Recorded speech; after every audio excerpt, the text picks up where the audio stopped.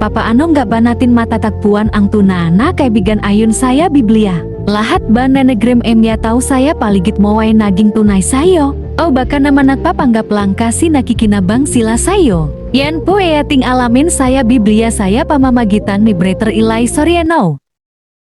Ang kaibigan sa definisyon ng Biblia, isang tao na umiibig sa lahat ng panahon. Ang tunay na kaibigan, mahal ka sa lahat ng panahon. Galit ka, di ka galit, may pera ka, wala kang pera. Ang kaibigan, umiibig sa lahat ng panahon. Yan ang kahulugan ng kaibigan.